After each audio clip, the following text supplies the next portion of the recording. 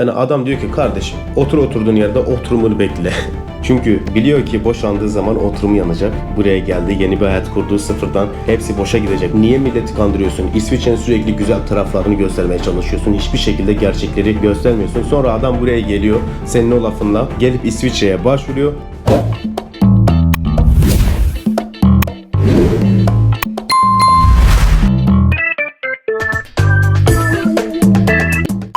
Selam dostlarım, İsviçre'ye hoş geldin serisinin ikinci videosuna hoş geldiniz. Bu videoda İsviçre'de oturum izinleri, hangi oturum izinleri ne işe yarıyor bunları anlatacağım. Elimden geldiğince argolu konuşmamaya çalışacağım.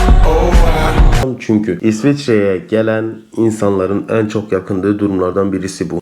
Benim de. O yüzden elimden geldiğince sade güzel bir dille size hepsini anlatmaya çalışacağım. Hangi oturum türleri ne işe yarıyor, hangi oturuma sahip olursak daha çok hakkımız bulunur gibi şeyleri bugün hepsini bu videoda size anlatacağım. Öncelikle size şunu göstermek istiyorum. Aldığım ilk YouTube hediyem bir takipçimden geldi. Çok teşekkür ederim ona. Kendisi ismini belirtmemi istemiyor. Sonsuz teşekkürlerimi ve şükranlarımı sunuyorum. Ve şunu da belirtmek isterim ki arkadaşlar, yorumlarda ben görüyorum. Niye buna değinmedin, niye şuna değinmedin diye yorumlarda bulunuyorsunuz. Ama şunu belirtmek isterim ki bir videoda her zaman her şeyi anlatmanız mümkün değil. Yani bu çok zor bir şey. O yüzden atlattığımız bazı detaylar olabilir. Yani yanlış bilgi yok kesinlikle hiçbir videomda. Atlattığım bazı bilgiler olabiliyor. Söylemeyi unuttuğum veya görmediğim bazı detaylar oluyor. Onları anlatmayı unutuyorum. Bunun için kusura bakmayın. Elimden geldiğince size en doğru içeriği en resmi verilerle araştırılmış bir şekilde size aktarmaya çalışıyorum. Ben hiçbir bilgi kesinlikle kulaktan duyma bir şekilde size anlatmıyorum. Ama bugünkü videomda biraz başka insanlardan aldığım bilgiler de var. Çünkü kendileri yaşamış çok samimi arkadaşlarım. O yüzden onların da resmi bilgi kadar doğru olduğunu düşünüyorum. Çok uzatmadan videoya geçeyim. Öncelikle kısa bir özet geçeyim. En aşağı kısımda N var. Bir yukarısında B var, F var ve daha da yukarısında C oturum var. Daha yukarısında İsviçre vatandaşlığı var arkadaşlar. Toparlanalım. Evet. Videoya başlayalım. Öncelikle siz geldiniz İsviçre'ye. İsviçre'de başvurmak istiyorsunuz. İlticacı olarak yapacağınız ilk şey nedir? Burada Azul Centrum diye ilticacı kabul merkezleri var. Oraya gidiyorsunuz. Orada bir belge veriyorlar size. O belgeleri dolduruyorsunuz. Kendi bilgilerinizi, nereden geldiğinizi, ne olduğunuzu, yani uyruk olarak ne olduğunuzu, Kürt müsünüz, Türk müsünüz, ne olduğunuzu orada belirtiyorsunuz ve kendi kimliğinizin, yani sizin herhangi bir kimlik isteniyor. Bir ehliyet olur, Türk kimliği olur. Bunun aslını onlara verip bu şekilde başvurunuzu yapıyorsunuz. Daha sonra burada ORES denilen bir özel şirket var. O özel şirket kamplarda görev yapıyor ve kampta sizinle ilgilenecek kişilerdir. Oradaki yemek organizasyonudur, temizlik organizasyonudur, bu tür şeylerin hepsiyle, yani kısacası kampın her şeyiyle ilgilenen görevlilerdir ORES'ler. Şimdi diyelim ki kampınıza yerleştiniz. 2 gün sonra sizi çağırıyorlar yol ifadesine. Siz buraya nasıl geldiniz, hangi yollardan geldiniz, bunları sordukları bir yol ifadesi var. O yol ifadesinde kesinlikle doğru olanı söyleyin. Hiçbir şekilde yanlış bir şey söylemeyin. Çünkü ortaya çıktığı zaman yalancılıkla suçlanıyorsunuz ve normal ifadenize kesinlikle inanmıyorlar. Çünkü bir keresinde adamlara siz o vibe'ı vermişsiniz. Daha sonra ise o yol ifadesi bittikten sonra normal kampta bir yaşam sürdürüyorsunuz ta ki sizin mahkeme gününüz gelene kadar. O mahkeme gününe kadar normal sabah 9'da, tabi belirli kontroller altında, sabah 9'da imzanızı atıp çıkıyorsunuz dışarı. Akşam 9'da kampa geri dönmek zorundasınız. Ve ilk kampların hepsinde güvenlikçiler de var. Güvenlikçiler orada giriş ve çıkışları kontrol ediyor. Kampa girdiğiniz zaman üst aramasına kadar işlemleri var. Tabi ilk kamplar değişiyor. Kanton değişiyor. Bazı kantonlarda kötü, bazı kantonlarda fena değil yani. Ama kamptır sonuçta, çok bir şey fark etmiyor. Bu süreç içerisinde siz çalışabilirsiniz de kampta ama çok az para veriyorlar. Burada haftalık 21 frank veriyor. Tabi dediğim gibi kantonlara göre bu değişiyor. Ben kendi kantonuma göre söylüyorum ve geneli de böyle. Çok az para veriliyor size. Siz isterseniz normal çalışabilirsiniz de kampta ama orada da yine çok az para alıyorsunuz. Orada her bir öğün çalıştığınızda size 2 tane pul vuruluyor. Toplam 6 tane pul olduğu zaman bir kere daha da tam gün çalışıyorsunuz. Yani o şekilde 30 frank alıyorsunuz. Yani 2 gün boyunca çalışma bedeli 30 frank. Ve İsviçre'de asgari çalışma ücreti saatlik 25 frank. Yani maksat diyorlar ki kampın işleri yürüsün. Mülteciler üzerinden yürütüyorlar, açık söyleyeyim. Ve bu şekilde sabah öğle akşam yemeğinizi yiyip bir aktivite yaparak, yani voleybol oynarsınız, futbol oynarsınız, bir şeyler yaparsınız. Oradaki insanlarla, arkadaşlarla tanışıp sohbet edersiniz. Yani bu şekilde 1 ay, 1,5 ay civarı geçiyor. 2 aya kadar da uzayabiliyor mahkemeye çıkma dönemi. 2 ay sonra mahkemeye çıktığınız zaman adamlar sizi çağırıyor. Diyor kardeşim gel bakalım. Senin derdin ne? Ne istiyorsun? Seni kabul etmemiz için senin sebebin nedir? Seni ülkenden koparıp, yani kendi vatanından, kendi ülkenden koparıp buraya kadar getiren şey nedir diye adamlar sana soruyor. Ve gerçekten de geçerli bir nedenin yoksa hiçbir şekilde kabul etmiyor. Ve eskisi gibi değil. Eskiden mesela Türkiye'de bir dosyan olsaydı veya herhangi küçük bir suçlaman olsaydı direktmen kabul görüyordun. Ama şu anda Durumlar çok farklı, çok değişti. Şöyle söyleyeyim size, çok yakından tanıdığım bir arkadaşım. Kendisi Türkiye'de 2 senelik hapis cezası var. Adamlara dediler ki gidin 2 senenizi yatın, ne olacak? Yani böyle bir şey. Ben mahkeme detaylarına çok girmek istemiyorum çünkü bu özele giriyor. Mahkemeden çıktınız diyelim. 2 ihtimal var. Ya o masadan kalkıp oturum alacaksınız ya da o masadan kalkıp en kimlik alacaksınız. Oturum aldınız diyelim, eyvallah. Hayat size güzel. Hayata çabuk atılırsınız. Ama bir taraftan da eğer ki en alırsanız arkadaşlar, size en nazik şekilde söyleyeyim, yediniz. Çünkü mahkemeden sonra sizi uzatılmış, yani en kimlik sürecine atarlarsa, buna uzatılmış süreç deniyor burada. Sizi uzatılmış sürece atarlarsa uzuyor. Benim burada 3 sene 4 sene bekleyen arkadaşlarım var. 8 sene bekleyen arkadaşım var. Yani bu uzuyor. Şöyle en kimlik alıp da 3-4 ay sonra oturumu gelenler var. Değil yok ama çok nadir. Gerçekten istisnai durumlar arkadaşlar. Şimdi Haim'e transferiniz oldu diyelim. Haim nasıl bir yer? Haim bildiğiniz ev tarzı, farklı odaları olan, her bir odada 3 veya 4 kişi bulunan, ortak tuvalet, ortak banyo kullanımı olan ev tarzı bir yerdir. Orada görevliler var. Tabi ilk kamptaki gibi sıkı bir güvenlik önlemi yok. Sadece 2-3 tane görevli var orada. Onlar da her sabah imza formunu hazırlayıp sizin önünüze indiriyor. Siz de imzalarınızı atıyorsunuz günlük olarak. Haim'de böyle çünkü. Günlük imza atmanız gerekiyor. Hafta sonları hariç. Tabi şunu da belirteyim. Kanton değişiyor ama genel olarak Alman kantonlarında günlük imza var. Fransız kantonlarında bu daha rahat. Ayda bir, 2 ayda bir, yılda bir olanlar var. Orada size belli bir konto açılıyor, yani hesap açılıyor. O hesapta aylık 400 frank ile 600 frank arasında değişiyor. Yani adamlar size diyor ki kardeşim günlük 12 ile 15 frank arasında geçinin ve burada bir paket sigara 10 frank. Benim konuşacaklarım benim kendi kantonum üzerine ben söylüyorum. Yani Bern kantonu üzerine ben bunları konuşuyorum. O yüzden diğer kantonlar daha farklı olabilir. Haimlerinde dediğim gibi günlük imza var. Çalışma hakkınız yok. Kantonun bazı şehirlerinde dil kursu var, bazılarında yok. Yani adamlar diyor ki kardeşim günlük 12 ile 15 frank arasında geçimini yap. Sana herhangi bir sosyal hak sunmuyorum. Seni herhangi bir dil kursuna göndermiyorum. Yani adam diyor ki kardeşim oturduğun yerde oturumunu bekle. Ve bu şekilde bekliyorsunuz. Yani yemeğinizi de kendiniz karşılıyorsunuz. Onlar karşılamıyor. Yani size bahsettiğim küçük mevlayla siz nasıl kendinizi geçindireceksiniz? Zor ya. Gerçekten zor. Gerçekten sağlam bir eziyet var diyeyim.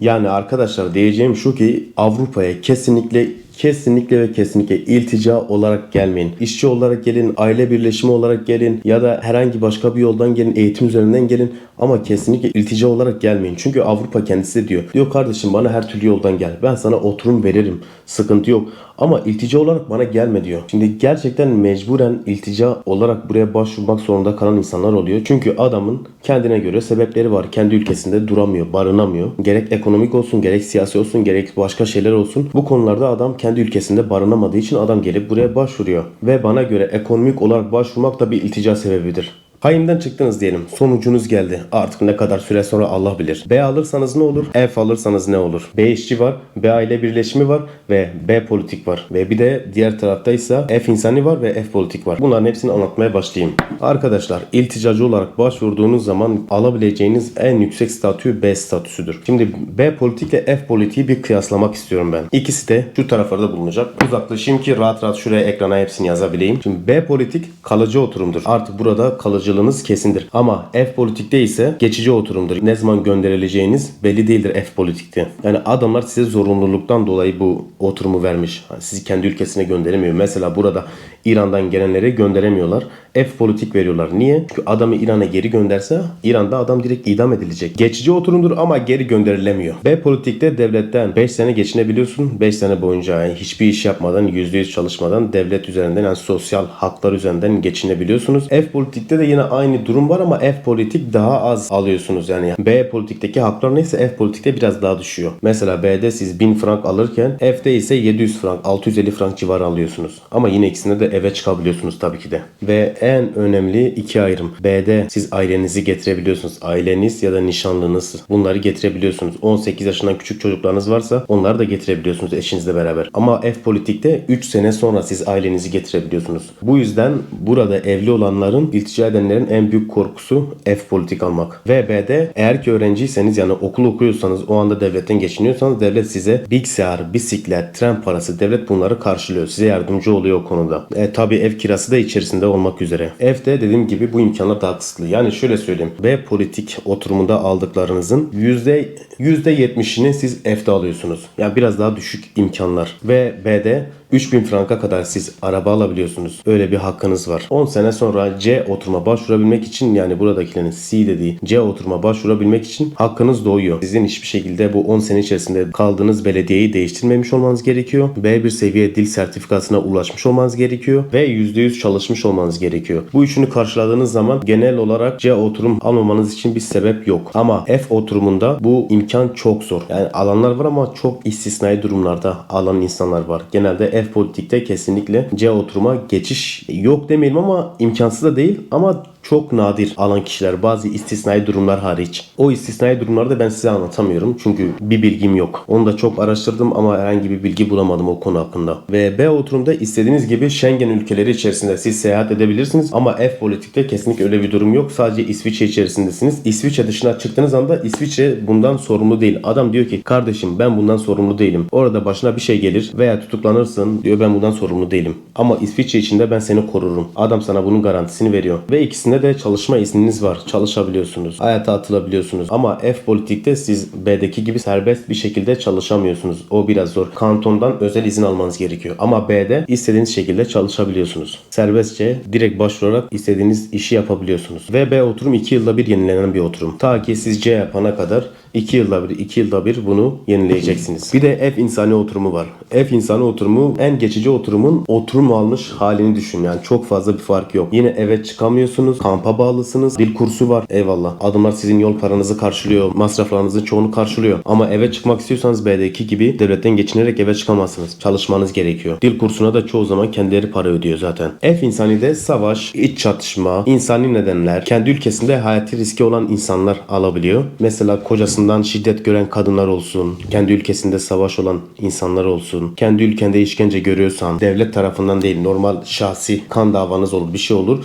Bu tür durumlarda F insanı alıyorsunuz ispatladığınız zaman. Bu da senede bir yenilenir. Bunda da F politikte olduğu gibi İsviçre dışına çıkamıyorsunuz. Şimdi ise birkaç tane daha oturum var. Onları da kısaca özet geçeceğim. Çünkü en sonunda B aile birleşimi oturumu var. Onun hakkında biraz detaylı konuşmak istiyorum. G oturum var. G oturum sınırda yaşayıp İsviçre'ye gelip çalışmak isteyenler için verilen bir oturumdur. O oturumda herhangi bir şekilde İsviçre'de yaşama hakkınız yok. Örnek olarak İsviçre Basel sınırında yaşıyorsanız siz G oturum alıp İsviçre'de çalışabiliyorsunuz. Bu da geçici oturumdur. 6 ay ile 1 yıl arasında yenileniyor. L oturum ise eğitim, staj, kısa süreli proje için gelenler. Bu filmciler mesela bu tür oturumları alıyor. Yani başka bir ülkeden gelip burada film çekmek isteyenler bu oturuma sahip olabiliyor. Bu da kısa sürelidir. Bu da 6 ay ile 1 yıl arasında değişiyor sözleşmeye göre. S oturum var. Mesela Ukrayna'dan gelenlere S oturum verdiler. Savaş sebebiyle kendi ülkesinden kaçan insanlara verilen bir oturumdur. Ve C oturum İsviçre'deki en güçlü oturum. Vatandaşlıktan sonraki en güçlü oturum C oturum. Süresiz ikamet ve çalışma hakkına sahipsiniz. Aile birleşimi kolaydır. İsviçre vatandaşı gibi dışarıdan bir yabancıyı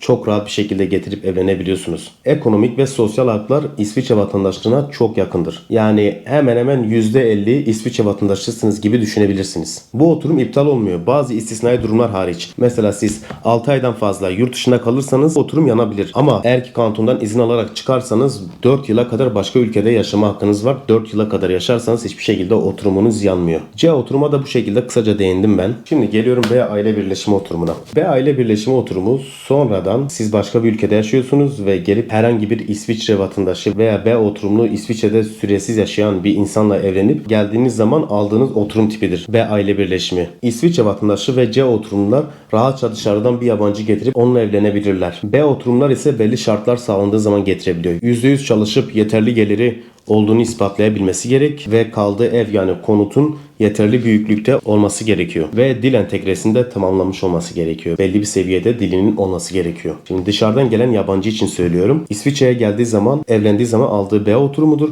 Bu B oturumu boşandığı takdirde iptal oluyor. Ama şu şekilde iptal olmama yani kalıcı olma şansı var. 3 sene boyunca İsviçre'de kalıp dil entegresini tamamlamış ve çalışıyor durumda olduğu zaman boşansa bile oturumu hiçbir şekilde iptal olmuyor. Yani boşanma durumunda bile bir etkisi olmaz. Ama bu şartlar sağlanmadığı zaman kesinlikle oturumu yanıyor ve kendi ülkesine geri gitmek zorunda kalıyor. Ve evlenerek gelenler 18 yaşından küçük çocuğu varsa yanında getirebiliyor. 18 yaşından büyük çocuğunu hiçbir şekilde getiremiyor. Ve ben şuna da değinmek istiyorum. İsviçre'ye sonradan evlilik üzerinden gelip sosyal medyada değişik saçma sapan şeyler paylaşan arkadaşları görüyorum. Bunu ben belirtmek isterim kesinlikle. Sonradan aile birleşimiyle gelen kadınlara hiçbir lafım yok.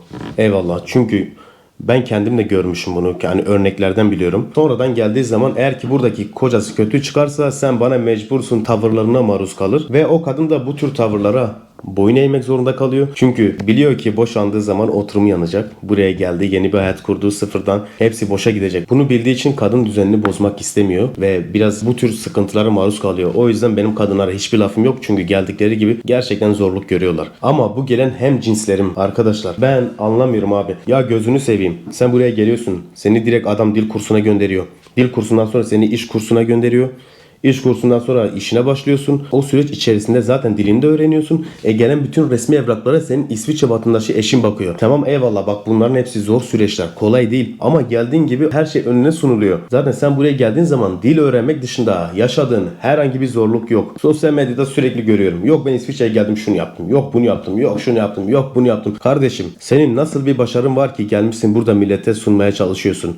Burada milleti kandırıyorsun. İsviçre şöyle bir yer, İsviçre böyle bir yer, bilmem ne, şudur budur. Ya kardeşim senin derdin nedir? Ne yapmaya çalışıyorsun? Niye milleti kandırıyorsun? İsviçre'nin sürekli güzel taraflarını göstermeye çalışıyorsun. Hiçbir şekilde gerçekleri göstermiyorsun. Sonra adam buraya geliyor. Senin o lafınla gelip İsviçre'ye başvuruyor. Evet senin şeyini görüyor, affedersin. Sonra adam yarın bir gün hiçbir şey başaramayıp ülkesine geri dönmek zorunda kaldığı zaman bunalıma giriyor, depresyona giriyor. 2 gün sonra adam ya kendini bir yerde asıyor, ya bunalıma giriyor, depresyona giriyor. Gidip Türkiye'de saçma sapan işlerde çalışıyor. Niye? Çünkü adam senin lafınla buraya geldi. Burada hiçbir şey yapamadı, hiçbir şey sağlayamadı, kendine hiçbir şey katamadı. Ülkesine geri dönünce buraya gelirken bütün parasını harcadığı için kendi ülkesinde adam herhangi bir yatırım yapamıyor, herhangi bir şey yapamıyor. Kardeşim bir şey yaptığınız zaman insanlara doğru bilgi sunun. Yalan yanlış bilgiler sunmayın. İsviçre'nin her zaman güzel taraflarını göstermeyin. Bakın ben anlatıyorum hepsini. Elimden geldiğince size gerçekleri göstermeye çalışıyorum ki insanlar buraya geldiği zaman zorluk çekmesin, sıkıntılar yaşamasın ya da buraya gelmeden önce düşünsünler. Eyvallah oturumunuz varsa bu şimdi bahsettiğim bir aile birleşimi üzerinden gelenler gibi rahatça oturumunu alıp hayata atılanlar, onları anlıyorum. Eyvallah. O şekilde geliyorsanız gelin kardeşim. Ama kusura bakmayın. İltica üzerinden geliyorsanız İsviçre hiç de güzel bir ülke değil. Sürünürsünüz kardeşim. Ben kendim de burada insanlara bilgi vermeye çalışıyorum. Sağ olsun sevenlerim de var, sevmeyenlerim de var. Bana Instagram üzerinden mesaj atanlar da var. Onları da görüyorum. Bu arada ben bunu da söylemek istiyorum. Ben herhangi bir şekilde yaşam koçu veya danışman değilim. Ben sadece elimden geldiğince bana yöneltilen soruları burada insanlara gerçeği neyse araştırılmış bir şekilde aktarmaya çalışıyorum. Yani nedir? Sosyal medyada paylaşım yapıp Gangster Paradise müziği atıp arka plana ben şunu başardım bunu başardım. Kardeşim sen hiçbir şey başarmadın, kusura bakma. Ha başarın eyvallah, Türkiye'deyken İsviçre vatandaşı birisini düşürüp buraya geldiysen eyvallah, ona başarı olarak bak, hiçbir lafım yok. Ama başka türlü kusura bakma ya. İsviçre'ye gelip hiçbir zorluk çekmeden yok ben şunu yaptım bunu yaptım demek ayıptır ya. Sen niye milleti kandırıyorsun kardeşim? Gerçekleri konuşsana. Diyeceklerim bu kadar arkadaşlar. Biraz bugün sert girdik. Kusura bakmayın bunun için. Herhangi bir sorunuz veya bana danışmak istediğiniz bir şey varsa lütfen yorumlarda belirtin ya da Instagram'da bana özelden bunu yazın. Ben Instagram, TikTok hepsini bu aşağıda belirteceğim. Oradan bana ulaşabilirsiniz. Kendinize çok iyi bakın. Görüşmek üzere. Sağlıcakla kalın.